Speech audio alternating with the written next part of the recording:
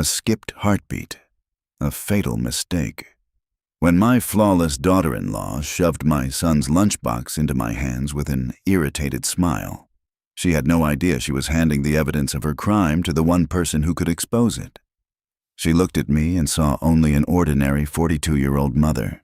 She never questioned the years I vanished. Soon, she will pay with her life for waking the dormant beast inside a mother. Hello, dear listeners of James' Revenge Stories. We want to take a brief moment to share that YouTube has recently disabled our monetization, leaving us without the budget to keep operating. If you enjoy today's story, please consider supporting us with just $1 so we can pay our hardworking staff, helping them cover their living expenses and continue bringing you more thrilling tales. You can easily donate by scanning the PayPal QR code on your screen or by clicking the PayPal link in the video description or comments. My name is Piper Payne. I am 42 years old, and until this exact moment, I had successfully convinced the world that I was nothing more than an average, slightly overbearing suburban mother. It was a typical Tuesday morning. The relentless Seattle rain beat heavily against the glass windows of my favorite local cafe. I sat in my usual corner booth, casually nursing a black coffee across from my good friend Margaret. Margaret was a tough-as-nails former combat medic who had spent years patching up severely wounded soldiers in the dusty, unforgiving war zones of the Middle East. We were just two middle-aged women trading mundane stories about our backyard gardens and complaining about the damp weather. The bell above the cafe door chimed violently, shattering the quiet atmosphere. Chloe strode into the room. My daughter-in-law always dressed like she was about to ruthlessly close a multi-million-dollar corporate merger. Her sharp designer suit, perfectly styled hair, and flawlessly manicured nails screamed pure corporate ambition. She marched directly over to our booth and slammed a sleek, eco-friendly vegan lunchbox onto the wooden table right between Margaret and me. "I need you to drop this off for Liam," Chloe barked, her tone dripping with annoyance, not even bothering with a basic polite greeting. "I am completely slammed with a massive shareholder meeting all day, and he forgot his food." Liam is my 22-year-old son, a brilliant ecological technology prodigy who worked grueling, endless hours at his rising green energy startup. Before I could even formulate a single word of response, Chloe spun around on her sharp stiletto heels and swept out of the cafe, rushing back to her luxury vehicle. The sheer force of her slamming the container onto the table had caused the secure lid to pop open just a fraction of an inch. A faint, earthy aroma wafted into the warm air of the cafe. It smelled pleasantly like toasted herbs and fresh rosemary. Margaret stopped mid-sentence. Her eyes went wide with a sudden, unadulterated terror, and her weathered face completely drained of all color.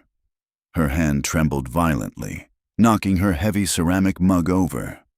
Hot coffee spilled uncontrollably across the table, dripping down onto the floor, but she did not even blink. "Piper!" Margaret whispered, her voice dropping to a frantic, terrified rasp. "That smell! That is not rosemary! That is the distinct scent of a synthetic nerve blocker!" The ordinary suburban mother inside me vanished in a fraction of a second. The dormant, lethal instincts from my highly classified past surged to the forefront of my mind. Years ago, long before Liam was even born, I did not work in a normal office. I was an elite operative for the Vanguard Bureau of Synthetic Anomalies, a deeply hidden government intelligence agency strictly dedicated to tracking and neutralizing rogue biological weapons. Moving with practiced precision, I grabbed the lunchbox and pulled the lid completely off. I ignored the innocent-looking organic salad and focused entirely on the small, sealed container of vinaigrette dressing. I dipped the very tip of my pinky finger into the dark liquid and held it up to the fluorescent light overhead. There they were, microscopic, jagged crystalline structures floating silently in the oil. It was a highly sophisticated, slow-acting neurotoxin. I recognized the chemical profile immediately. This specific vicious variant was not designed for a quick, merciful assassination. It was maliciously engineered to cross the blood-brain barrier slowly, methodically eroding the cerebral cortex over time. It would induce severe hallucinations, terrifying paranoia, and eventually irreversible and permanent insanity. Chloe did not want to kill my son outright. She wanted him declared legally incompetent so she could steal his company. A cold, fierce panic gripped my chest. Liam had left the house at 6 o'clock this morning. He had a notorious habit of snacking on his lunch early while sitting in the heavy Seattle commuter traffic. I shoved the lethal lunchbox into my tote bag, tossed a $20 bill onto the flooded table, and sprinted out the door without looking back. The rain was coming down in blinding, freezing sheets. I leapt into my heavy SUV, jamming the keys into the ignition. The powerful engine roared to life. I slammed my foot hard on the gas pedal, the tires screeching aggressively against the wet, slick asphalt as I swerved onto the main road. I had to reach him. I was racing against a ticking biological clock, desperate to beat the poison to my son's central nervous system. And I knew deep in my bones that I only had minutes left. My right hand gripped the steering wheel while my left frantically activated the hidden tracking application on my mobile phone. Many years ago, I had discreetly hardwired a military-grade global positioning transmitter deep into the structural chassis of Liam's sedan. It was simply a paranoid mother's ultimate insurance policy. The digital blue dot blinked urgently on my screen, placing his vehicle on the elevated expanse of the glass viaduct, a notoriously isolated and narrow stretch of highway that arched high over the industrial district. My heavy boot pressed the accelerator firmly down to the floorboard. The speedometer needle rapidly climbed past 80 miles per hour. The relentless Seattle downpour violently lashed against my windshield, the wipers struggling to clear the blinding sheets of water. As I crested the steep incline of the bridge, my high-beam headlights caught a horrific sight. Liam's silver sedan was crawling forward at roughly 15 miles per hour, but it was not driving straight. The entire left side of his vehicle was violently grinding against the thick concrete median barrier. A continuous shower of bright orange sparks sprayed wildly into the heavy rain, accompanied by a deafening metallic screech that tore through the stormy air. I slammed hard on my brakes, throwing my heavy vehicle into park horizontally across the empty lanes to block any oncoming traffic. I sprinted through the freezing deluge and yanked aggressively on his driver's side door handle. It was securely locked. I did not waste a single heartbeat. I pulled a solid steel emergency window breaker from my tactical belt and smashed it directly into the corner of the reinforced glass. Shards exploded inward. I reached inside the shattered window, unlocked the door, and killed the engine. What I saw inside the cabin made the blood in my veins turn to solid ice. Liam was violently convulsing, his body thrashing uncontrollably against his seatbelt restraints. His head snapped backward in brutal, unnatural jerks. His eyes were rolled so far up into his skull that only the bloodshot whites were visible, and a thick, bloody foam bubbled rapidly from the corners of his mouth. He had eaten the food. The neurotoxin was already aggressively hijacking his central nervous system. His skin had taken on a terrifying pale blue hue, and his breathing was reduced to shallow, wet, and desperate gasps. I quickly unclipped his seatbelt and dragged his seizing body out of the car, laying him flat onto the freezing, wet pavement of the bridge. I needed to stabilize his rapidly crashing heart rate immediately. I sprinted back to my vehicle and ripped open my emergency trauma kit. I grabbed a small glass ampule of epinephrine, snapped the brittle neck off, and drew the clear, life-saving liquid into a large-gauge hypodermic syringe. Kneeling in the dark puddles beside my dying son, I located the precise injection site on his outer thigh and drove the long needle straight through his dark trousers, pushing the plunger down with forceful precision. The raw, synthetic adrenaline hit his system like a freight train. His violent thrashing slowly reduced to severe, rigid tremors, and his chest heaved upward, pulling in a desperate lungful of oxygen. I quickly dialed 911 on my phone, barking my exact geographical coordinates and his critical vital signs to the emergency dispatcher. The deafening wail of ambulance sirens soon fractured the morning air. Within exactly 12 minutes, we were rushing aggressively through the harsh, fluorescent-lit corridors of Seattle General Hospital. The trauma team swarmed Liam's stretcher like a hive of bees. I cornered the lead attending physician, a young man who looked completely exhausted and overworked. "He has been exposed to a highly complex synthetic neuroinhibitor," I commanded, grabbing the lapels of the doctor's white coat. "You must run a comprehensive high-resolution toxicology panel right this second. Look specifically for lipid-soluble crystalline compounds." The doctor gently but firmly pried my tight fingers off his coat. He looked dismissively at my soaking wet hair, my torn jacket, and my wild, frantic eyes. "Ma'am, please step back immediately." Given his extreme work schedule and his incredibly high blood pressure readings in the ambulance, he is presenting with the classic textbook symptoms of a severe stress-induced ischemic stroke. We are prepping him for an emergency brain scan. "It is not a stroke," I screamed, the raw desperation clawing at my throat. "It is poison. You are wasting critical time." He gave me a deeply pitying look, the exact kind of condescending glance reserved for hysterical, grieving mothers who could not accept reality.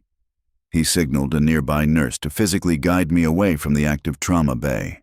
Before I could force my way back inside the room, the heavy double doors of the emergency waiting area flew open. Chloe burst into the room.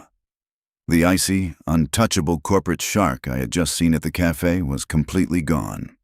In her place was a devastatingly convincing, terrified, and broken wife. Her expensive makeup was perfectly smudged with fresh tears. Her tailored suit jacket was clutched tightly against her chest in her trembling hands. She practically collapsed heavily against the main reception desk, sobbing loudly enough to draw the immediate sympathetic stares of every single person in the busy room. The doctor immediately abandoned his clipboard and rushed to her side, offering soft, gentle words of comfort. I marched furiously toward her, my fists clenched so tightly that my fingernails dug painfully deep into my palms. "What did you do to him?" I hissed, my voice a lethal low growl. Chloe gasped loudly, shrinking back dramatically as if I had physically struck her across the face. She looked up at the young doctor with wide, terrified, innocent eyes.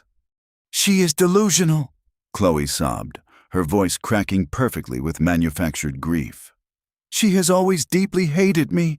Liam has been under so much extreme pressure at the startup. I begged him to stay home and rest." Then her crying abruptly stopped for a fraction of a second. She reached into her expensive leather handbag and pulled out a crisp, notarized legal document. She slapped it confidently onto the nurse's counter. "I am his legally documented next of kin, and I hold full medical power of attorney," Chloe stated, her voice suddenly steady, cold, and chillingly authoritative. "My mother-in-law is clearly suffering a severe mental breakdown. I want her legally removed from these premises immediately. I need to ensure a completely quiet, safe, and undisturbed space for my husband's recovery." The doctor nodded sympathetically and motioned quickly to the hospital security guards. Two large men in dark blue uniforms stepped forward, firmly gripping my upper arms. They dragged me backward across the linoleum floor toward the sliding glass exit doors. I fought against their grip for a brief moment, but my tactical training kicked in. I knew making a physical scene would only get me arrested, locking me in a police cell and pulling me permanently away from Liam. They shoved me roughly out into the freezing, relentless rain. The heavy glass doors slid shut, locking securely with a definitive mechanical click. I stood completely still on the wet concrete, the icy water pouring down my face, and stared intensely back into the brightly lit hospital lobby. Chloe stood safely near the admission desk, a comfortable distance from the doctors and the guards. She slowly turned her head and looked directly through the thick glass at me. The grieving, weeping, devoted wife vanished instantly. A slow, deeply cruel and triumphant smirk spread across her perfectly painted red lips. She gave me a tiny, mocking nod, confidently turned her back, and walked gracefully down the hallway toward my son's intensive care room. The cold rain soaked entirely through my clothes, but the dark fire igniting inside my chest burned hotter than 1,000 suns. The cat-and-mouse game had officially begun. The digital clock on my dashboard glowed a menacing crimson, reading precisely 2 o'clock in the morning. The towering glass and steel monolith where my son lived pierced the stormy Seattle sky. Getting past the sleepy lobby concierge and the extensive network of high-definition security cameras was absurdly simple for someone with my background. I bypassed the main elevators and took the service lift to the 39th floor, then silently climbed the final concrete stairwell to the penthouse level. The heavy oak door of the apartment was secured by a state-of-the-art biometric fingerprint scanner. Normal intruders would be completely locked out. However, I had spent the past 3 hours in my underground laboratory preparing for exactly this hurdle. 2 months ago, during a tense Thanksgiving dinner, Chloe had aggressively gripped a crystal wine glass. I had discreetly pocketed that glass. Now, using a microscopic layer of synthetic polymer, I had perfectly recreated her right index fingerprint. I pressed the thin, fleshy silicone strip against the glowing green sensor. The mechanism whirred quietly, and the heavy deadbolt slid open with a soft, satisfying click. I slipped inside, pulling the door completely shut behind me. The penthouse was suffocatingly dark and silent, smelling faintly of expensive vanilla candles and cold leather. I moved like a shadow through the extravagant living room, my tactical boots making absolutely zero sound against the polished hardwood floors. I bypassed the obvious areas and headed straight for the master suite. My eyes scanned every wall, every bookshelf, and every architectural detail. Something felt fundamentally wrong about the massive, custom-built mahogany wine cabinet occupying the far wall of Chloe's private study. I knelt down, running my gloved fingertips along the baseboard. There was a microscopic gap, less than 1/4 of an inch, and a very faint, unnatural draft of cool air blowing from underneath. I pulled a small ultraviolet flashlight from my tactical belt and swept the beam over the wood. There it was, a concealed, touch-sensitive magnetic latch disguised as a decorative knot in the wood grain. I pressed the knot firmly. The entire wine cabinet swung backwards silently on heavy, oiled hinges, revealing a hidden, windowless room. The space was illuminated by the sterile blue glow of multiple computer monitors.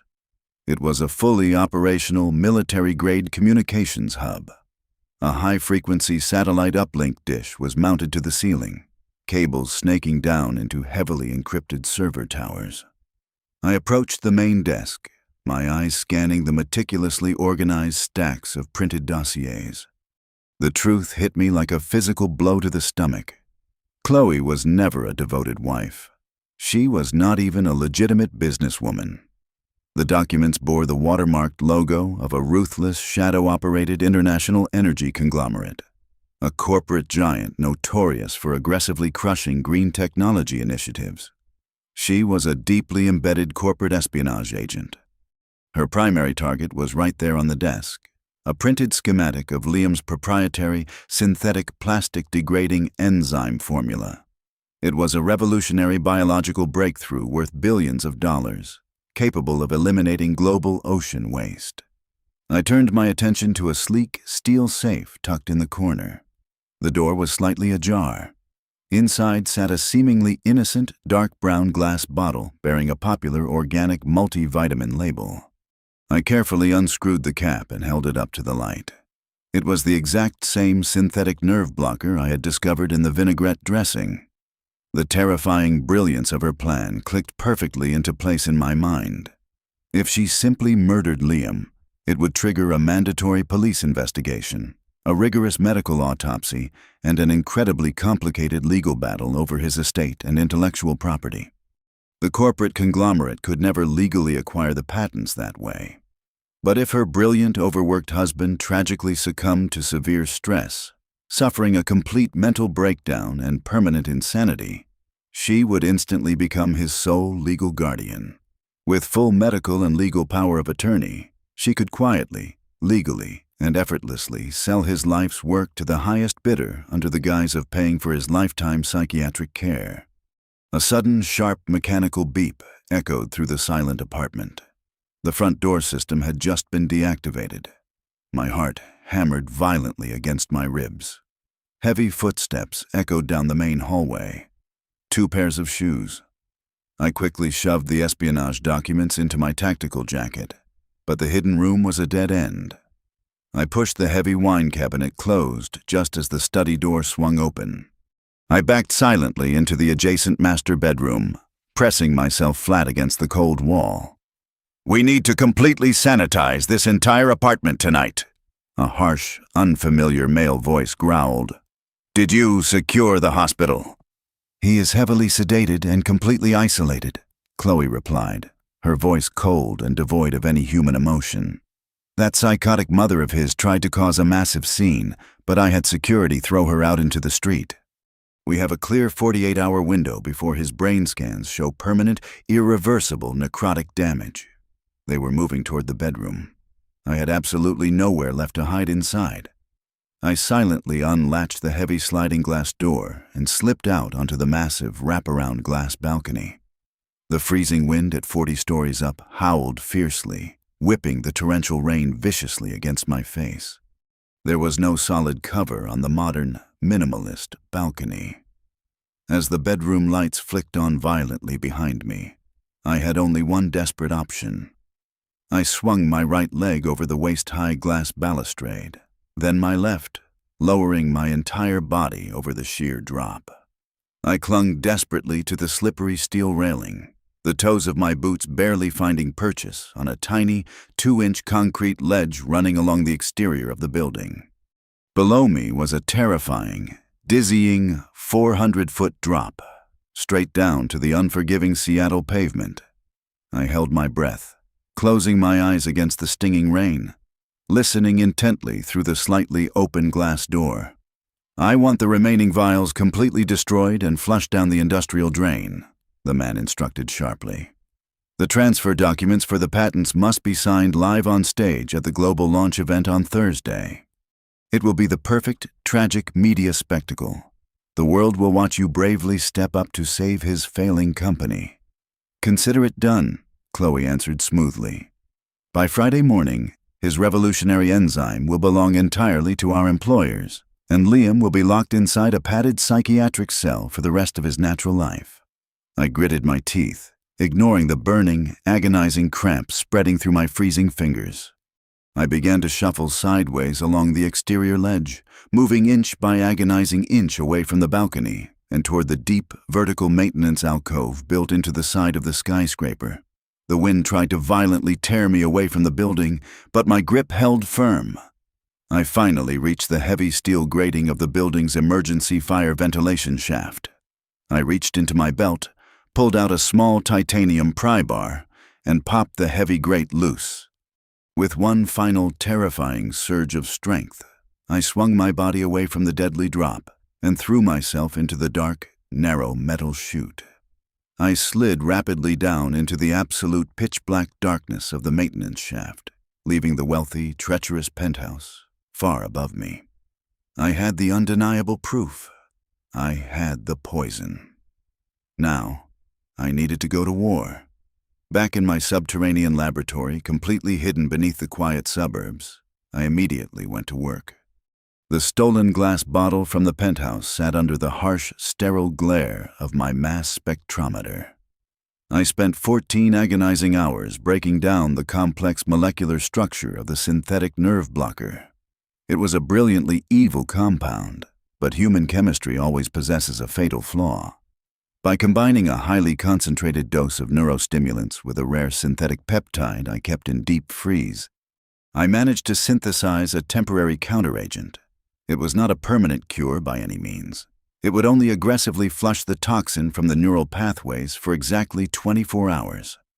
More importantly, the cellular purge was notoriously excruciating. Surviving the sudden metabolic shock would require an astronomical level of sheer human willpower. I filled a single heavy glass syringe with the glowing amber liquid and prepared for extraction. At 3 o'clock the following morning, the hospital corridors were practically deserted. I wore a standard-issue gray custodial uniform, pushing a heavy plastic mop bucket past the dozing security guard stationed outside the intensive care unit. A blue surgical mask completely concealed my face, and my forged employee badge hung loosely around my neck. I slipped silently into my son's private, heavily monitored room. Liam lay absolutely motionless in the sterile white bed, trapped in a chemically induced vegetative state, surrounded by quietly beeping heart monitors. I locked the heavy wooden door behind me. I had a maximum window of exactly 10 minutes before the floor nurse completed her scheduled rounds. I pulled the heavy hospital blanket back, found the central intravenous line pulsing directly into his arm, and firmly plunged the amber antidote into his bloodstream. For 30 terrifying seconds, absolutely nothing happened. Then, his entire body arched violently off the mattress. He gasped, a harsh, jagged intake of air that sounded like tearing canvas. His eyelids snapped open, revealing pupils completely dilated with pure, overwhelming agony. I clamped my gloved hand forcefully over his mouth to muffle his screams. "Liam, look at me," I commanded, my voice an urgent, unyielding whisper. "You have been poisoned. You are in severe danger. You must fight through the pain." He stared at me wildly, his chest heaving, sweat pouring heavily down his pale face. As the agonizing burning in his veins slowly subsided, clarity forcefully returned to his eyes. I did not give him time to process the severe physical trauma. I immediately pulled out my secured tablet and swiped through the encrypted digital files. I showed him the high-resolution photographs of the hidden espionage room. I displayed the stolen corporate dossiers containing his proprietary enzyme formulas. Finally, I played the chilling audio recording I had captured while hanging precariously off the balcony in the freezing rain. I watched the exact moment my son's heart completely shattered. He listened to the woman he deeply loved casually plotting to lock him in a psychiatric ward for the rest of his natural life. A normal man would have mentally collapsed under the crushing, suffocating weight of that ultimate betrayal. But Liam was my flesh and blood. The profound grief in his eyes rapidly crystallized into something else entirely. Pure, unadulterated, blinding rage. His jaw clenched tightly, and the trembling in his hands stopped completely. "What do we do?" he rasped, his voice raw, dark, and entirely unrecognizable. "We play her exact game," I whispered back, leaning in dangerously close. "You will go back to sleep. You will continue to expertly play the tragic, brain-dead victim. Let her wheel you onto that grand stage on Thursday. We are going to let her climb to the very top of her golden pedestal, and then we are going to ruthlessly burn it to the ground." I administered a mild, carefully measured sedative, just enough to artificially mimic his previous comatose state without interfering with the active antidote. I slipped out of the room with exactly 40 seconds to spare. Leaving the hospital, I immediately transitioned from a desperate mother into a highly lethal architect of ruin. I initiated a deeply encrypted communication channel with 2 of my most trusted former operatives from the Vanguard Bureau. They owed me their lives from a spectacularly botched extraction operation in Eastern Europe 10 years ago. Within 6 hours, they had successfully breached the offshore banking network. Every single hidden island account, dummy shell corporation, and untraceable digital wallet belonging to Chloe was permanently frozen and completely drained of all funds. She was entirely cut off from her corporate handlers, though she would not discover that catastrophic detail until it was far too late. My final phase of preparation required absolute tactical precision. I actively tracked the movements of her male accomplice, identifying him as a high-priced freelance corporate saboteur. I followed him to a crowded, exclusive downtown fitness club. While he was swimming laps in the indoor pool, I expertly picked the digital lock on his locker, removed his encrypted electronic security fob, and replaced it with a flawless, entirely useless duplicate. He was officially locked out of his own covert network. Finally, I orchestrated a brief, deliberate physical collision with Chloe outside a luxury coffee shop, as I spilled my hot drink onto her expensive designer shoes, offering profusely annoying apologies and dabbing at her feet with the napkins. My swift fingers planted a microscopic audio transmitter directly into the charging port of her mobile phone.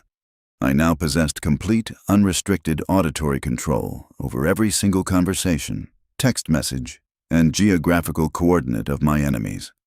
The board was perfectly set. The global launch event was less than 48 hours away, and the trap was ready to snap shut. The sprawling architecture of the Grand Seattle Convention Center was entirely suffocated by the blinding, relentless glare of 1,000 flashing cameras. It was Thursday evening. The global technology launch event was currently being broadcast live across the internet to an estimated 15 million anxious viewers. Inside the massive auditorium, the atmosphere was thick with the heavily perfumed, aggressively fake glamour of the corporate elite. Every billionaire investor and prominent tech journalist on the West Coast was sitting in the velvet-lined chairs, eagerly awaiting the historic presentation. I moved silently through the chaotic, dimly lit backstage area. I was dressed in loose black cargo pants, a heavy black utility belt, and a dark polo shirt, completely invisible under the guise of a senior audio technician. A thick communication headset clamped over my ears fed me constant, real-time updates from the exterior perimeter. "The eagle has aggressively left the nest," Margaret's raspy, confident voice crackled loudly through my earpiece. Outside in the freezing, rain-slicked loading dock, Chloe's male accomplice had been rigorously patrolling the VIP entrance, acting as her ultimate physical firewall. He never saw my best friend coming. Margaret had brilliantly disguised herself as a highly disoriented elderly tourist, frantically searching for a lost taxi. As she clumsily stumbled directly into his broad chest, her lightning-fast hands drove a concealed auto-injector straight through his expensive wool trousers and directly into his upper thigh. It was not a lethal poison. It was a military-grade, brutally fast-acting gastrointestinal purgative. Within precisely 90 seconds, the highly trained corporate saboteur was violently doubled over in excruciating, humiliating abdominal agony, blindly sprinting toward the nearest public restroom. Chloe's primary line of defense was entirely neutralized. The digital clock glowing above the stage manager's desk indicated we had exactly 20 minutes until the live broadcast began. I slipped seamlessly into the empty VIP green room just moments before my enemies arrived. The luxurious space was decorated with white leather sofas and overflowing arrangements of expensive white roses. On the glass coffee table sat a silver tray holding a pitcher of water, a drinking glass, and a tall crystal flute filled with premium vintage champagne prepared for Chloe's inevitable, victorious celebration. Moving with practiced surgical precision, I completely drained the pitcher of spiked water Chloe had planted earlier and refilled it with pure, chilled spring water. Then, I pulled a tiny glass vial from my pocket. I carefully squeezed 3 clear drops of a highly specialized, mildly disorienting chemical compound directly into her bubbling champagne. It would not kill her. It would merely severely disrupt her equilibrium and subtly distort her visual perception when her adrenaline spiked. I vanished behind the heavy, velvet acoustic drapes just as the door handle clicked open. Chloe wheeled Liam into the private room. My son was a masterful actor. He sat heavily slumped over in the advanced medical wheelchair, his chin resting weakly on his chest. A thick wool blanket draped carefully over his legs. His eyes were half open and completely vacant. Chloe locked the heavy door behind her and let out a long, cold sigh of absolute relief. The grieving, devoted wife act instantly vanished, replaced by the calculating, arrogant smirk of a corporate assassin who believed she had already won the war. She confidently poured a glass of water from the silver pitcher, completely unaware that her lethal final dose had been flushed away. She aggressively grabbed Liam by the jaw, forcing his head back, and poured the pure water down his throat. "Drink up, my sweet broken husband," Chloe mocked in a deeply cruel, whispering tone, wiping a drop of water from his chin. "This final dose will guarantee you do not even mumble a single coherent word, while I sell your entire pathetic life's work to the highest bidder." Liam swallowed the water, offering absolutely zero physical resistance, letting his head loll lifelessly back onto his shoulder. Satisfied, Chloe picked up her crystal champagne flute, admired the bubbling liquid, and took a long, deeply arrogant sip. She checked her flawless makeup in the mirror, smoothed down her sharp designer dress, and unlocked the door. "It is showtime," she announced to the empty room. The thunderous applause of 3,000 people violently shook the floorboards as the stage announcer enthusiastically called her name. Chloe elegantly pushed Liam's wheelchair out from the dark wings and directly into the blinding spotlight of the center stage. The massive digital screens behind her displayed the pristine logo of Liam's green energy startup. She gracefully stepped up to the acrylic podium, clutching the microphone with perfectly manicured hands that trembled just enough to completely sell the tragic performance. "Thank you all for being here tonight," Chloe began, her voice echoing powerfully across the massive hall, expertly laced with manufactured, choking sorrow. "As many of you know, my brilliant, incredible husband Liam has recently suffered a catastrophic, irreversible neurological collapse. The overwhelming, crushing stress of trying to save our oceans literally broke his beautiful mind." She paused perfectly, wiping a single practiced tear from her cheek as the camera zoomed in tightly on her face. A collective gasp of deep sympathy rippled through the massive audience. "Though his mind is gone, his revolutionary vision cannot be allowed to die in the dark," she continued, her voice rising with dramatic, heroic determination. "That is why, acting as his sole legal guardian, I am stepping up tonight to officially transfer the total ownership of his proprietary enzyme technology to our new global corporate partners. Together, we will save the world in his absolute honor." A sharply dressed corporate lawyer stepped onto the stage, ceremoniously handing her a sleek, gold-plated fountain pen and a thick stack of legally binding transfer documents. Chloe raised the pen, the blinding flashes of the press cameras reflecting brightly off the gold barrel. She smiled radiantly, ready to finally sign his legacy away. She never even noticed the subtle squeak of the wheelchair brakes disengaging directly behind her. Suddenly, the heavy wool blanket was violently thrown aside, landing softly on the polished stage floor. The entire auditorium fell into a stunned, breathless silence. Liam stood up. He did not stumble. He did not shake. He rose to his full, towering height, his posture flawlessly straight, his bespoke suit immaculate. He took 3 long, powerful strides across the stage, stepping directly into the bright spotlight beside his frozen wife. His eyes, completely sharp and burning with a terrifying, calculated fury, locked intensely onto the massive crowd. Before Chloe could even draw a breath to scream, Liam firmly snatched the second microphone from the wooden stand. "My wife is wildly mistaken." Liam's deep, authoritative voice boomed through the towering speakers, completely shattering the illusion. "My mind is absolutely perfect." The massive convention hall erupted into utter chaos. 3,000 people gasped in unison, the deafening sound immediately followed by a frantic frenzy of camera shutters and journalists shouting overlapping questions. The corporate lawyer standing beside them dropped his gold fountain pen, his jaw slack with complete disbelief. "I am entirely of sound mind, and I hold 100% voting power over this company," Liam declared, his voice slicing through the rising uproar like a newly sharpened blade. "There will be no transfer of patents tonight. Furthermore, I am standing here to publicly expose a massive, highly orchestrated campaign of corporate espionage and attempted murder. Effective immediately, my wife is completely terminated from all her positions within this organization." Chloe stood entirely frozen in the harsh, blinding spotlight. Her carefully constructed facade shattered into a million irreparable pieces.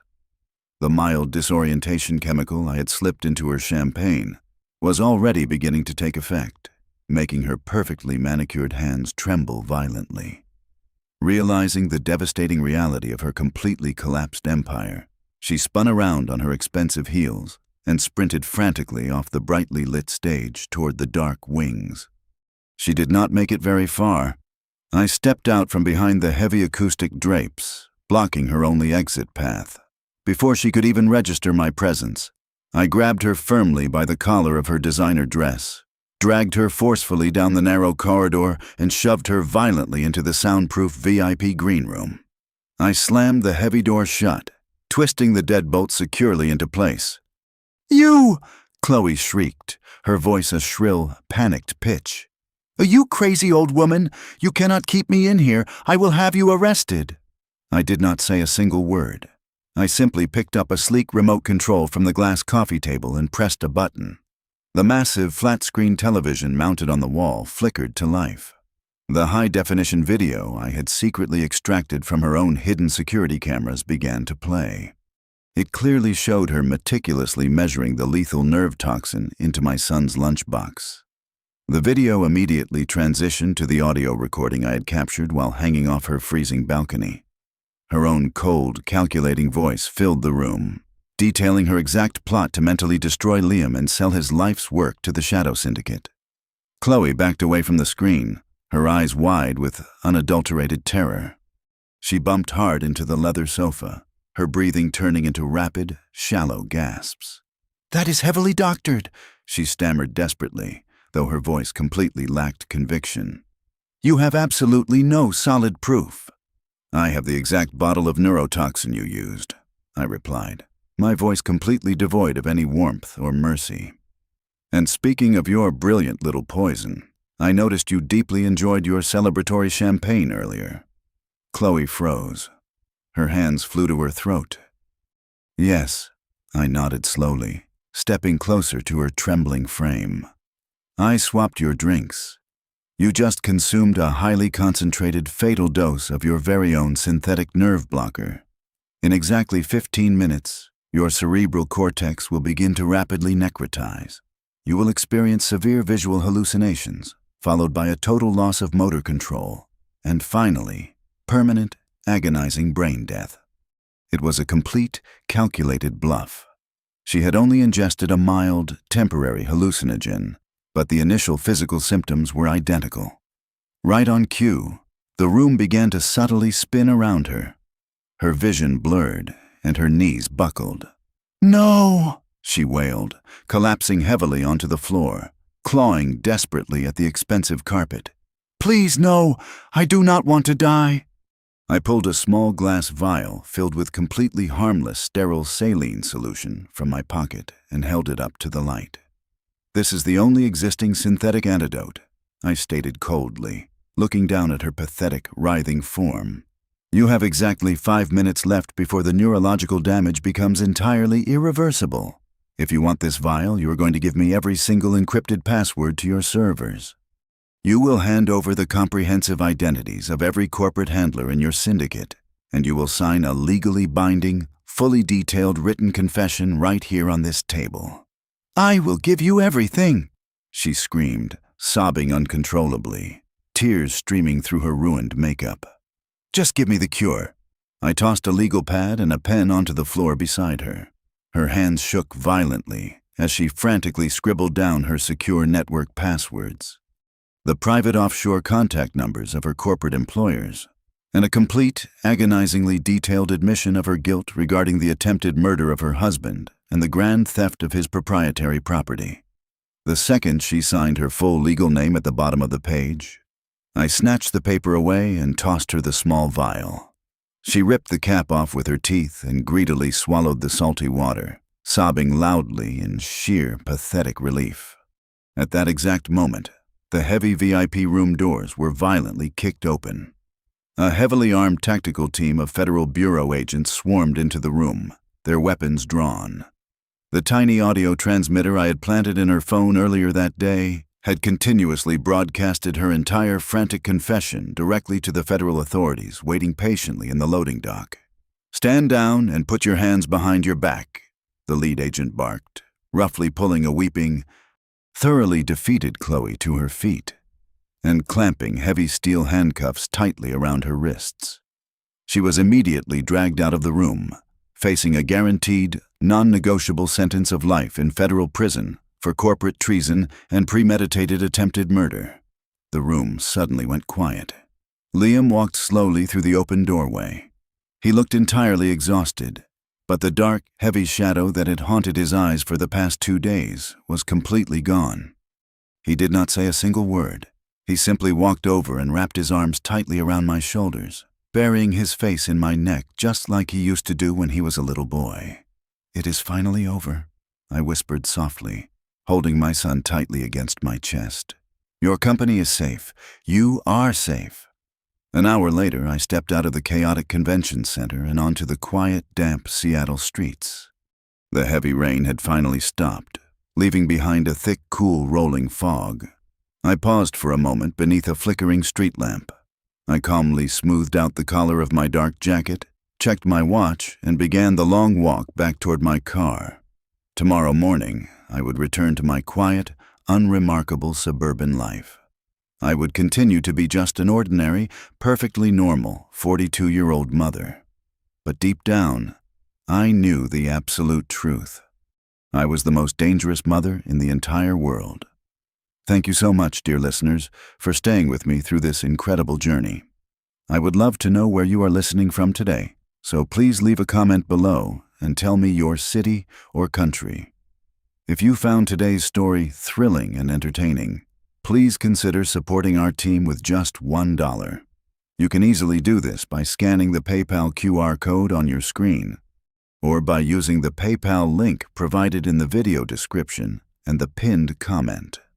Your generous contribution allows us to pay our hardworking staff, helping them support their families and continuing to create even better, more exciting stories for you to enjoy. Thank you again, and have a wonderful day.